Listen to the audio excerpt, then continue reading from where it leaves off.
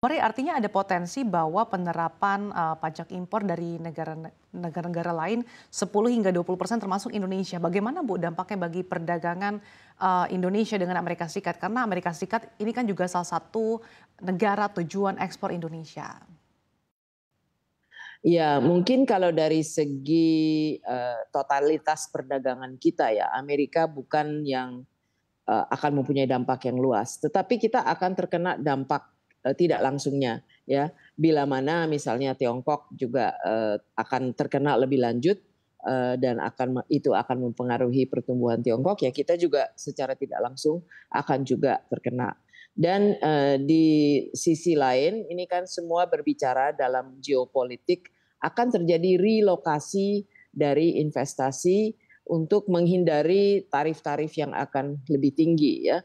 Kalau saat ini memang fokusnya hanya kepada Tiongkok, tapi akan mulai siapa lagi yang akan terkena ya. Jadi walaupun kita akan menarik relokasi investasi yang ingin menghindari tarif yang tinggi terhadap Tiongkok, itu kita juga harus hati-hati bahwa dalam hal arti kalau defisit kita juga mulai meningkat dengan Tiongkok, kita pun akan terkena bea masuk ya.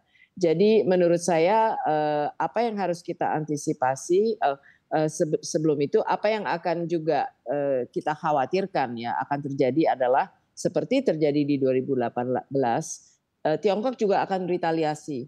Apakah negara lain juga akan retaliasi? Kalau terjadi perang dagang dalam arti masing-masing meningkatkan bea masuknya karena Amerika menaikkan, waktu itu Tiongkok juga menaikkan ya. Nah, apakah negara lain juga akan melakukan yang sama? Nah, ini akan sangat mengganggu perdagangan internasional ya. Jadi kalau menurut saya ada dua hal yang penting di dalam melihat potensi yang akan terjadi. Pertama adalah bagaimana kita mengantisipasi supaya kita pun jangan terkena dampak kenaikan bea masuk. Jadi kita harus pinter-pinternya di dalam melakukan diversifikasi dan relokasi. Menurut saya ini berbasis dengan berbicara dengan berbagai teman-teman di dunia usaha dalam negeri maupun di luar negeri. Mungkin apa yang akan terjadi adalah yang kita sebut sebagai two supply chain. Ya, ada supply chain yang kita tetap seperti dahulu mencari produk yang paling tepat untuk diambil dari manapun untuk dilakukan di negara kita ya. Dan akan terjadi bukan hanya global, tapi tidak terjadi global value chain karena faktor Tiongkok dan Amerika. Ini adalah regional value chain yang akan terbentuk untuk pasar di luar Amerika. Nanti akan ada lagi value chain yang istilahnya lebih meminimasikan peran dari Tiongkok di dalam value chain itu, dan itu untuk pasar Amerika ya, untuk menghindari defisit, menghindari dituduh ini adalah kepanjangan tangan dari supply chain-nya Tiongkok. Dan mungkin juga Eropa walaupun tidak akan melakukan proteksionisme seperti Amerika, tapi juga ada nuansa-nuansa ingin mengurangi kompetisi mereka dengan Tiongkok ya. Jadi prediksi saya, dan ini berdasarkan juga apa yang kita pantau di lapangan, akan terjadi dua supply chain. Dan ini ujung-ujungnya apa? Ujung-ujungnya barang terutama untuk Amerika dan Eropa harganya akan lebih mahal ya. Dan yang kedua, bagaimana kita menghindari perang dagang terjadi yang akhirnya akan merugikan kita semua. Jawabannya ya jangan kita ikut-ikutan retaliasi atau ikut-ikutan membuat benteng, kita mau buat semua di dalam negeri. Jadi make America great again itu jangan dijadikan tema yang buat kita juga. Kita harus mempunyai tema yang agak lain ya.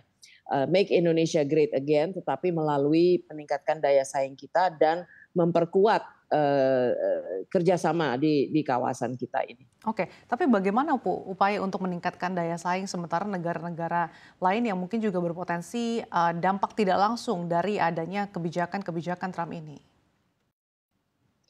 Menurut saya sih kita harus bersatu ya. Kita jangan dibawa larut di dalam perang dagang antara Tiongkok dan Amerika. Kita mengambil keuntungan ataupun kesempatan ya terjadi reconfiguration daripada global supply chain yang dimana Amerika tidak ingin ada dominasi Tiongkok, tetapi untuk pasar di luar Amerika hal itu tidak menjadi masalah kan.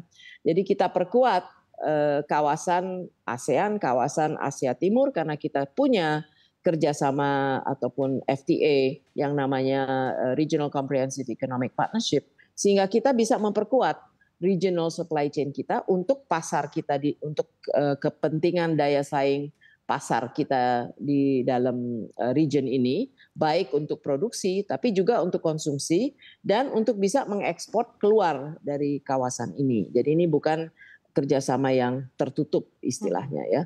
Jadi itu yang akan menurut saya itu yang harus kita perkuat kerjasama dalam negeri. Tapi juga ada PR masing-masing negara ya untuk meningkatkan daya saing. Dan saya rasa untuk Indonesia kita sudah kurang lebih paham PR-nya bagaimana meningkatkan efisiensi, mengurangi high cost of doing business dan bagaimana mengidentifikasi di dalam reconfiguration dari global ataupun regional supply chain kita mau masuk dan daya saing kita mau tingkatkan di mana dan di situ kalau mau ada keberpihakan pemerintah dari segi insentif, dari segi dukungan kita fokuskan ke situ. Oke, Bu Maria.